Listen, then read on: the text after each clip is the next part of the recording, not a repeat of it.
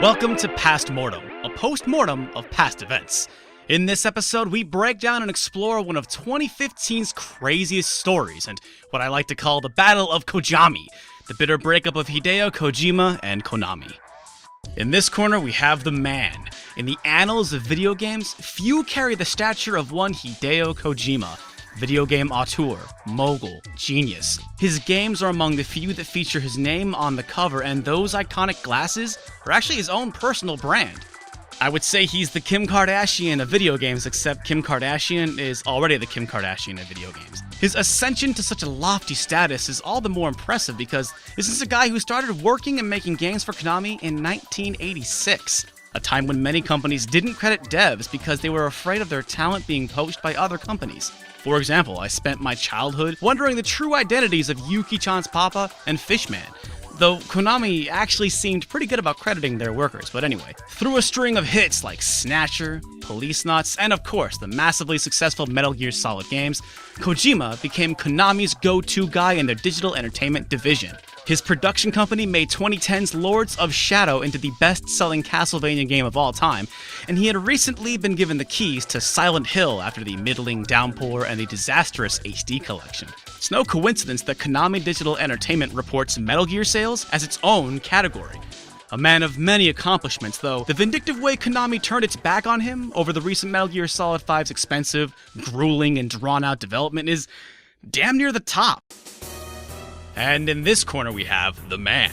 Konami has been a giant in the gaming world for decades, making its bread and butter largely in the arcades and console markets. They also run gyms? But as one might expect, things got a little bit rocky after the global recession hit in late 2007.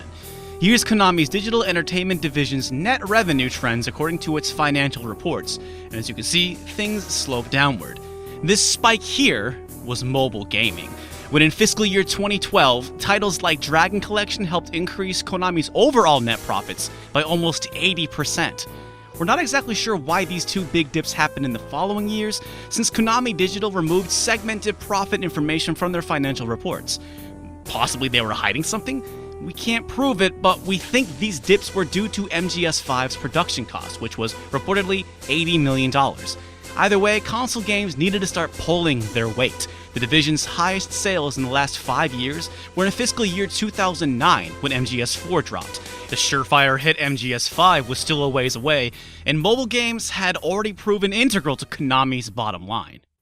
In March 2014, Ground Zeroes, the prologue to MGS5, was released. Allegedly, Hideo Kojima's hand was forced by Konami because they needed to ship something to make the money in the console market. What took you so long? It was an awkward move. Metal Gear fans could get a taste of that new MGS goodness, but the asking price of $30 was pretty steep for what some saw as a glorified demo.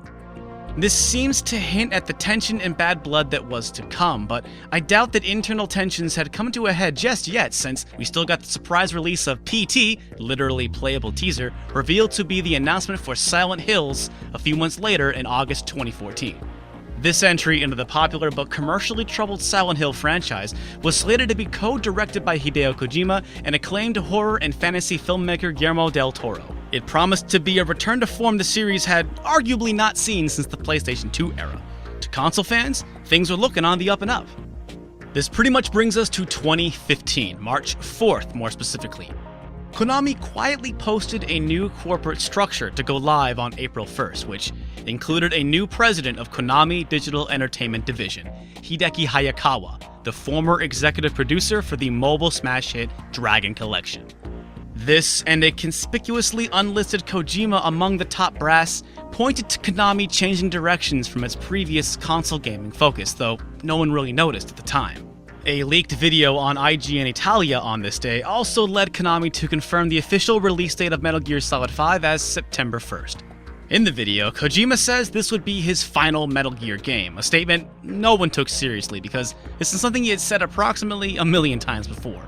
On March 16th, Kojima tweeted this, which seemed cryptic. Again, everything seemed fine and dandy until a couple days later on March 19th when the truth could no longer be kept secret. A few heroic souls on Reddit broke the story with these troubling facts. Key people at Konami had jumped ship. Kojima's name and production company had suddenly vanished from all MGS5 branding. A new MGS Twitter account was created, and Kojima Studios was renamed Konami Los Angeles Studios. While no one seemed to notice the corporate restructuring announcement at the time, they sure did now, and people were looking to Konami for answers. How could you just get rid of your star developer? On that day, Konami followed up with a typical corporate non-statement to videogamer.com. Quote, Konami Digital Entertainment, including Mr. Kojima, will continue to develop and support Metal Gear products. Please look forward to future announcements.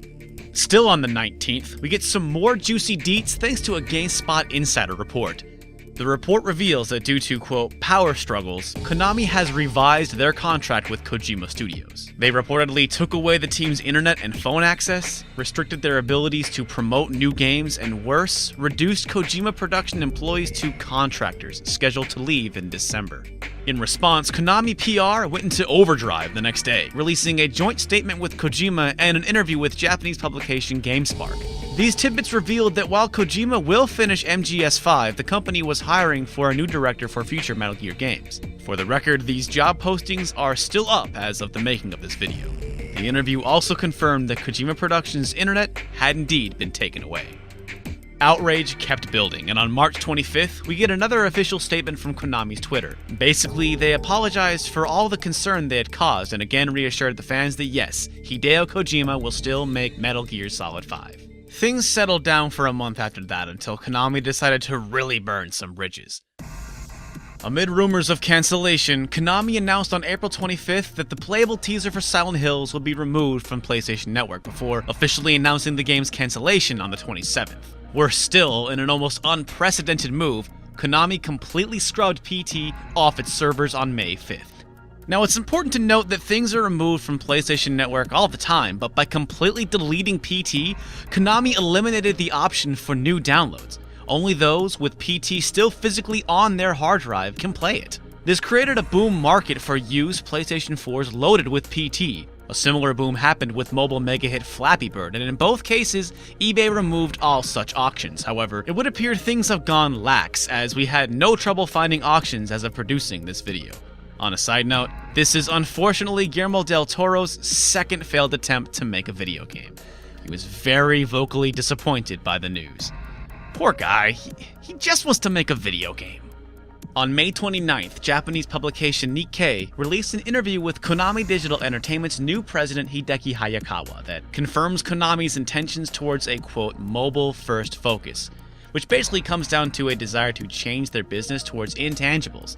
Mobile games, DLC, in-app purchases, think special Christmas outfits for Big Boss.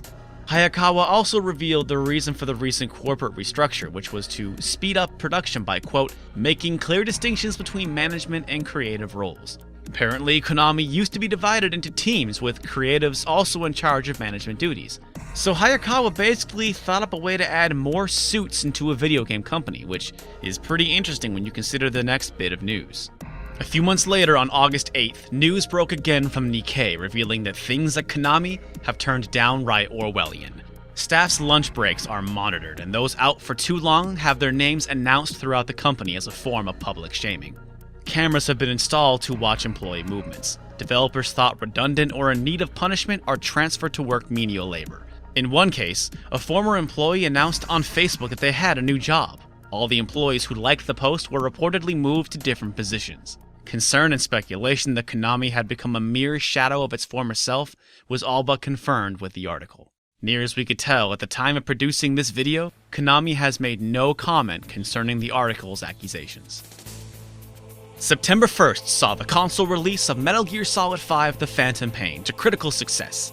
It made an estimated $179 million on its first day and reportedly sold 3 million units in the first few days. But it was estimated by Forbes that they needed to sell at least 2 million more units just to recoup total expenses.